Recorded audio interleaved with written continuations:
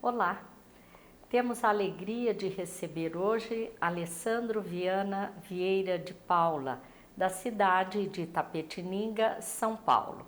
Palestrante espírita, escritor, escreveu recentemente, juntamente com a também escritora e palestrante Cristiane Beira, o livro Viver no Mundo, Reflexões Espíritas sobre temas da atualidade. É com o Alessandro que vamos conversar sobre algumas abordagens do livro e, ao final do programa, vamos ver a mensagem do Momento Espírita, que é produzido pela Federação Espírita do Paraná. Olá, Alessandro. Olá, Ivone, é com alegria que estamos aqui para falarmos a respeito da mensagem do Consolador Prometido e da obra Viver no Mundo. Muito interessante. A obra Viver no Mundo. Muito interessante os temas, porque ele apresenta uma abordagem muito atual à luz da doutrina espírita. E eu gostaria que você enfocasse alguns deles. Um capítulo que chamou muito a atenção pelo momento histórico político que nós estamos vivendo no Brasil é o que trata dos reflexos espirituais da delação premiada. Afinal, denuncia-se para ser beneficiado. Como é esse reflexo espiritual? Este é um artigo que na época nós escrevemos e estava muito em voga, muitas delações no cenário político por conta de muitos crimes cometidos nessa seara. E fiquei interessado em fazer uma pesquisa, o que a doutrina espírita poderia nos apresentar a respeito disso. Como você bem disse, muitas pessoas que fazem a delação, existem aquelas que estão bem intencionadas e aquelas que não estão. Então a nossa análise é do ponto de vista espiritual e moral, porque do ponto de vista técnico, legal, a pessoa ela vai fazer a delação e se ela apresentar provas, ela vai se beneficiar. Ela vai ter uma redução de pena, vai fazer uma barganha penal a respeito do regime, da pena que ela vai cumprir. Mas será que ela está verdadeiramente arrependida do que fez? Isso a lei não leva em conta, porque nós aqui, enquanto na Terra, enquanto seres humanos aprisionados na matéria, não temos como ver a intenção real do outro. E aí a questão é essa delação, qual o reflexo espiritual disso? Então nós fomos buscar a obra O Céu e o Inferno, que nos fala que após o erro, o espírito passa pelo arrependimento, pela expiação e pela reparação. Então nós vamos aprendendo com a doutrina espírita que o arrependimento é um marco muito importante na vida do espírito que falhou. Então, essa pessoa que faz a delação e vai colaborar com a lei, se ela não traz nenhum grau de arrependimento, visa apenas beneficiar-se das questões legais, naturalmente esse espírito terá que voltar em vidas futuras, ou no próprio mundo espiritual, que é comum acontecer, cedo ou tarde ele terá que, de forma autêntica, se arrepender e, a partir dali, reparar o mal causado. Agora, se ele aqui está fazendo a delação, verdadeiramente arrependido, vai se esforçar para não repetir mais esses erros e começa a partir dali uma vida nova, aí sim vemos o reflexo positivo, nobre da delação premiada. Da lei de Deus nós não escondemos, da própria consciência nós não escondemos. Então esperamos que essas delações possam ser legítimas, autênticas, sinceras, para que esse espírito a partir dali comece um novo trajeto, uma nova caminhada, reabilitando-se do erro praticado nessas questões políticas, de desvio de dinheiro e etc. Diante desse quadro que nós vemos, principalmente no Brasil, né, você vê a possibilidade do Brasil alcançar a sua predestinação de Brasil, coração do mundo, pátria do Evangelho?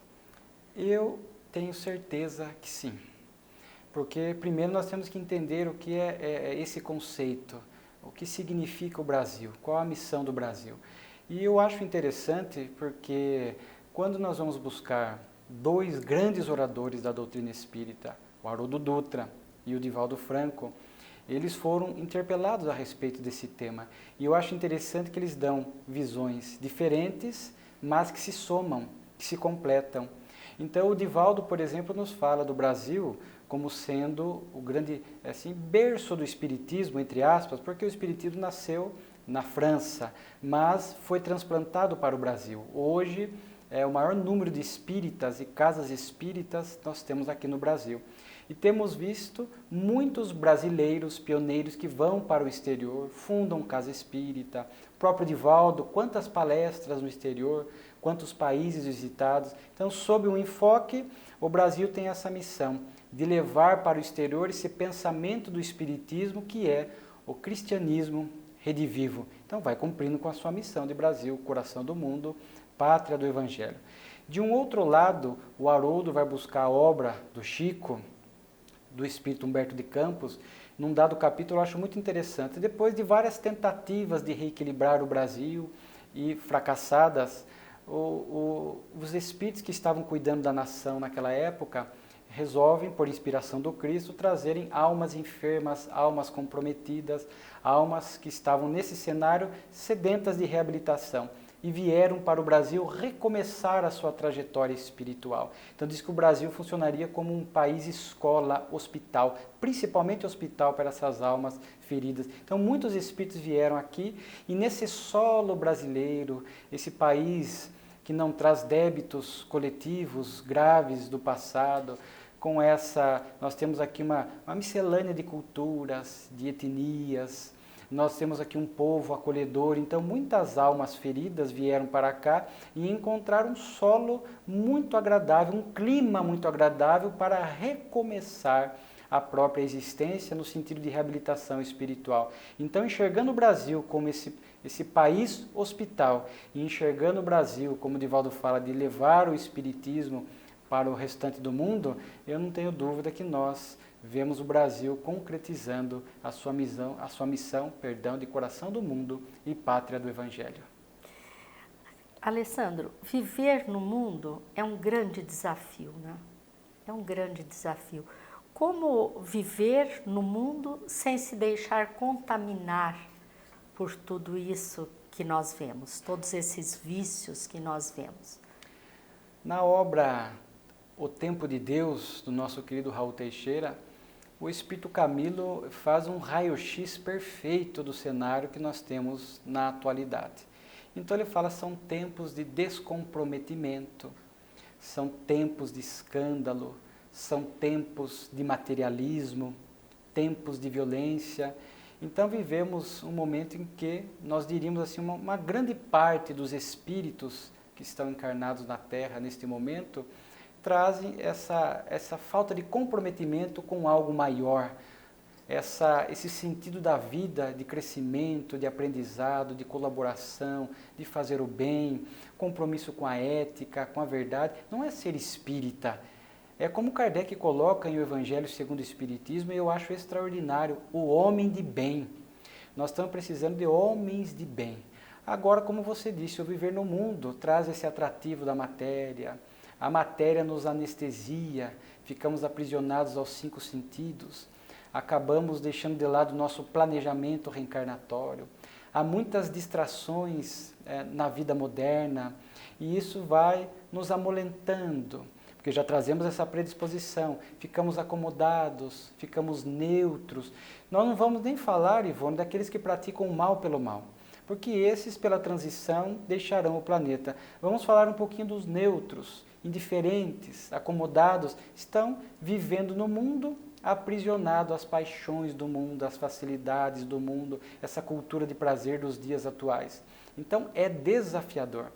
Cabe nos romper com este ciclo. Os espíritos chamam de ciclo vicioso. Muitos de nós estamos indo de muitas reencarnações nesse ciclo vicioso de acomodação. Viver no mundo deveria representar para nós um despertar, uma mudança, uma nova etapa, um aprendizado, né? Porque tudo na Terra, como diz o Haroldo, é material didático para que a gente possa refletir, amadurecer e crescer. Mas o que vemos, nós não podemos dizer que todo mundo, seria um erro da nossa parte, nós vemos um grupo grande de pessoas ainda vivendo no mundo, aprisionado às questões do mundo. preocupados em ter, preocupado com fama, com destaque, em usufruir o máximo de prazer que a vida nos permite. E hoje a tecnologia tem atingido patamares imensos, facilitando esta busca pelo prazer, de forma que se nós não temos essa visão que somos um ser espiritual em aprendizado aqui na Terra, nós ficamos aprisionados a esses apelos do mundo. O ideal é romper com isso, olhar e entender a nossa essência espiritual e entender que a vida tem um sentido mais ético, mais espiritual, mais moral. Em O Livro dos Espíritos, em várias questões, os espíritos falam sobre a inveja. E eu observei que você dedicou um capítulo a esse tema no livro, né? Qual é a abrangência desse vício, a abrangência, a implicação desse vício, Alessandro? A inveja é um defeito moral. Muitos de nós trazemos essa inveja já cultivada de há muito tempo. E a inveja, ela é um prejuízo espiritual imenso para a nossa vida. Nós percebemos que a pessoa invejosa, ela está sempre examinando a vida alheia, preocupada com o que o outro está realizando, como o outro está crescendo, às vezes materialmente, e ficamos invejando aquilo, ficamos infelizes com aquilo, ficamos nos colocando no lugar do outro e acabamos nos abstraindo da própria vida, deixando a nossa vida de lado e preocupados em invejar o outro. Ah, eu queria ter o ser o outro, eu queria ter aquele corpo, eu queria ter aquele patrimônio, eu queria ter aquela vida, eu queria estar naquela família. Então nós ficamos sempre invejando o que o outro tem e esquecemos de agradecer o que temos, não enxergamos as benesses que temos, porque a vida nos oferta coisas maravilhosas, a própria oportunidade de estar no corpo é uma bênção. Então há uma preocupação muito grande hoje, porque com rede social, com essa internet, com o mundo globalizado, eu começo a vigiar a vida do outro. Eu entro no Facebook, eu vou ver onde o outro está, onde o outro almoçou, onde ele jantou, aonde ele foi passar as férias dele. Às vezes vai postar ali fotos com o carro novo que ele comprou, um relacionamento novo que ele iniciou. Então hoje, o que antigamente ficava mais velado, hoje está muito acessível. O ídolo, hoje eu vou nas redes sociais e vou ver meu ídolo. Eu vou ver onde que ele está, onde que ele foi passar férias, com quem que ele está hoje, o que ele está fazendo da vida, o jatinho que ele comprou. E aí aquilo deságua sobre mim. E o que eu vou fazer com isso? Eu vou ficar invejando, eu sou infeliz. Como minha vida é triste, como eu queria estar no lugar daquela pessoa. E muitas vezes estar no lugar daquela pessoa é um desafio. A gente acha que fama e dinheiro é fácil. E nós sabemos que é desafiador para o espírito, do ponto de vista moral, ter um corpo belo, ter dinheiro, ter uma posição de destaque na sociedade é um grande desafio para o espírito. E às vezes nós estamos invejando aquilo que, se estivéssemos lá, certamente poderíamos falir moralmente. De forma que a inveja tem sido hoje assim um capítulo especial na vida de muitos, que ficam então nessa cobiça alheia, esquecendo da própria vida. Então é um alerta para que a gente possa deixar de lado esta inveja, que pelo contrário a gente possa desenvolver um bom sentimento, olhar para o outro quando ele cresce materialmente e ficar feliz. Vejamos que às vezes eu não tenho uma inveja crônica, mas enquanto espírito imortal, que nós estamos falando, nos educando, crescendo, será que eu não tenho resquícios de inveja? Será que quando eu olho o outro melhorando, eu fico grato e feliz com aquele? Porque enquanto eu não enxergar o outro melhorando, crescendo materialmente, conquistando coisas, e eu fico de alguma forma entristecido ou indiferente àquilo, é resquício da inveja. O ideal é a gente olhar as conquistas nobres das pessoas e não se dizer, puxa, que bom que fulano foi viajar, nossa, que bom que ele conseguiu um emprego, que bom que ele está num novo relacionamento, olha que beleza, ele está viajando, que bom. Ficarmos felizes pelas conquistas alheias e não simplesmente ficar desejando o que o outro tem. Porque quando nós ficamos sempre querendo o que o outro tem, não há tempo para agradecer aquilo que o Pai nos concede. Então se constitui um verdadeiro empecilho para o nosso crescimento. Sem dúvida. Mas, Alessandro, diante de tudo isso, eu gostaria que você nos falasse sobre o advento do Espiritismo. O que significou, o que representa hoje ainda para a humanidade o Espiritismo na Terra? O Espiritismo na Terra é uma bênção. É um despertar da consciência maior. é a terceira revelação. Eu acho muito interessante quando os Espíritos nos apresentam, Ivone, o seguinte raciocínio.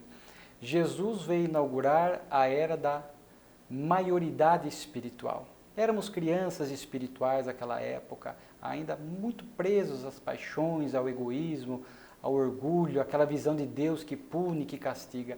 Aí veio Jesus, a segunda revelação, a maior de todas, e eu sempre faço questão de mencionar que a primeira revelação, Moisés, os 10 mandamentos, e o Espiritismo, a terceira, orbitam em torno do Cristo. O Cristo é a maior revelação. Veio inaugurar essa era da maioridade espiritual, nos falando do amor, nos falando do bem que devemos realizar, o bem proceder, esse Pai que ama e não castiga. Mas coube ao Espiritismo inaugurar a era da maturidade espiritual. Porque muitas vezes maioridade não significa maturidade, porque vemos hoje, comparando com a nossa vida na Terra, pessoas que são maiores, portanto 30, 40, 50 anos, não têm nenhuma maturidade espiritual, continuam vivendo como se fossem jovens, querendo simplesmente usufruir a vida.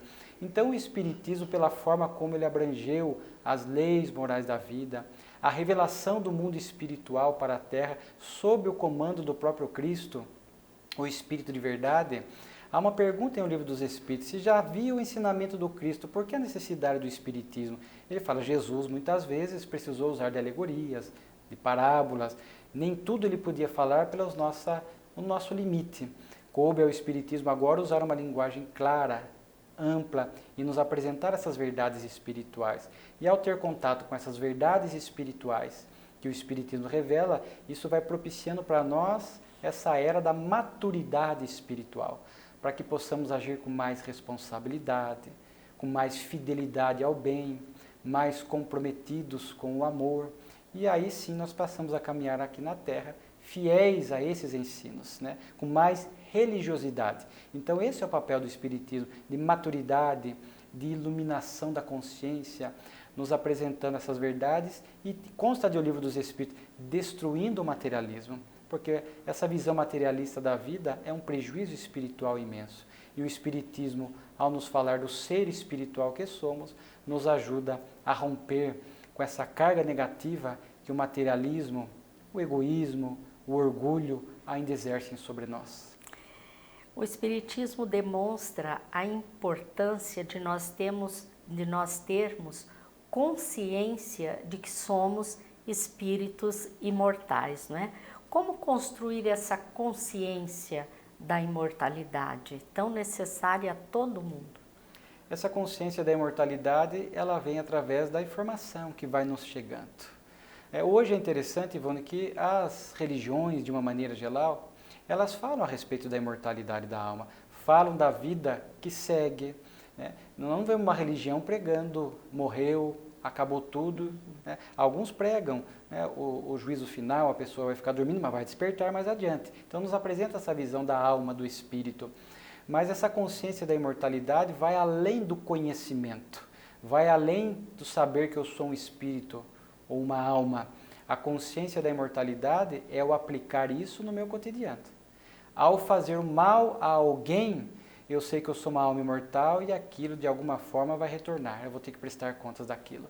Seja na visão que se acredita do céu e do inferno, nessa visão haverá um julgamento depois, então eu tenho que bem proceder. Seja na visão do Espiritismo, que é uma visão diferente, né, que nos fala da imortalidade da alma, do mundo espiritual, que céu e inferno são estados da alma, eu tenho que bem proceder, para que eu possa construir esse céu interior, essa felicidade interior. Então o que tem faltado hoje é nós sairmos do campo da teoria e da crença para a vivência. E Jesus fala isso, né? Todo aquele que se declarar para mim através das boas obras, eu o declararei para o meu Pai. Isso está num sermão para os 12 discípulos, no capítulo 10 do Evangelho de Mateus. Aquele que se declarar diante de mim. Como é que nós nos declaramos diante do Cristo? É sair berrando, gritando, colocando uma camiseta com a estampa do Cristo? Não.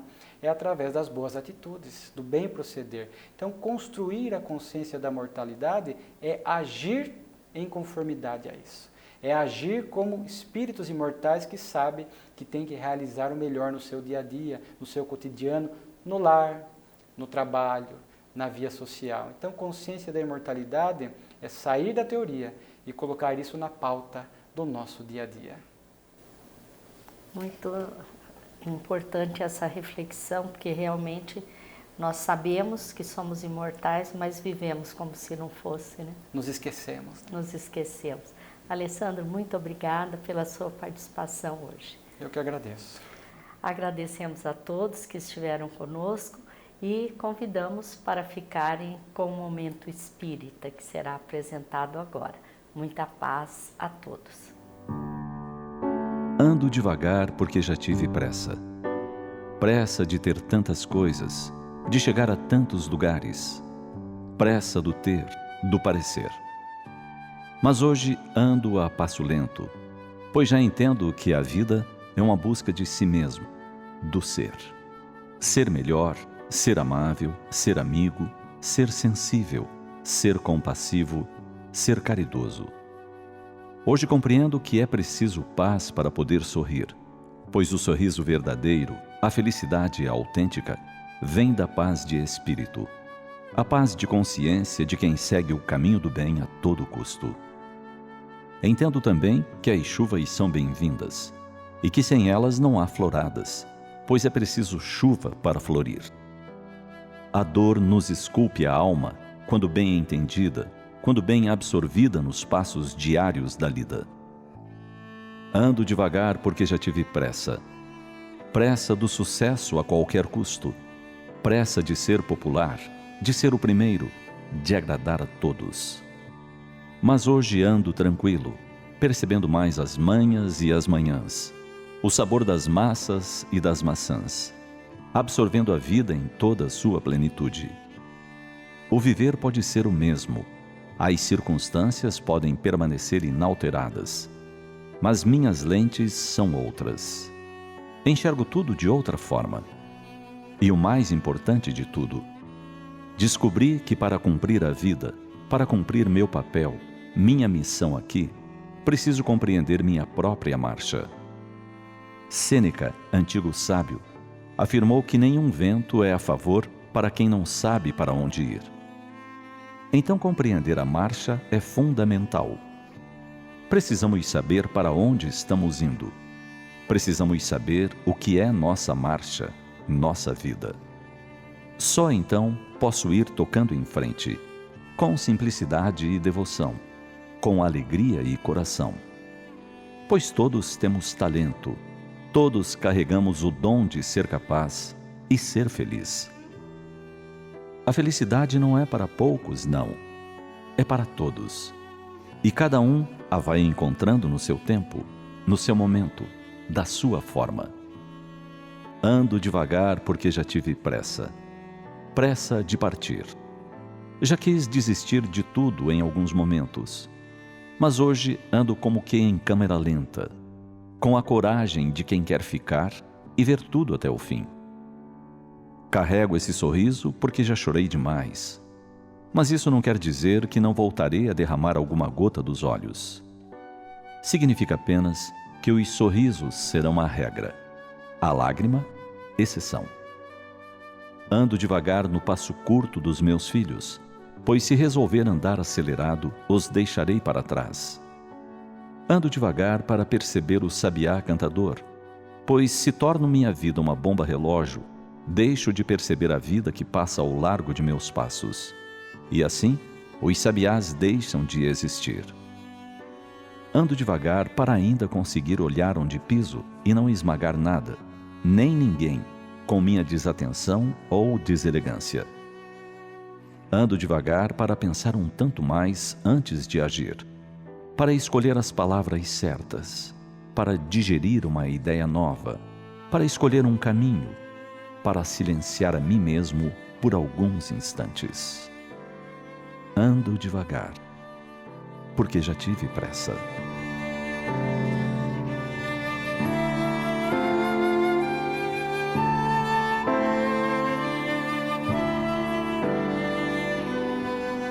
A vida é especialmente rica para que se passe por ela às pressas, sem atentar para os detalhes. O mundo é pleno de belezas para que se o percorra aos saltos, sem nos determos a descobrir as belezas das flores, o segredo das matas, o encanto das fontes. Pensemos nisso.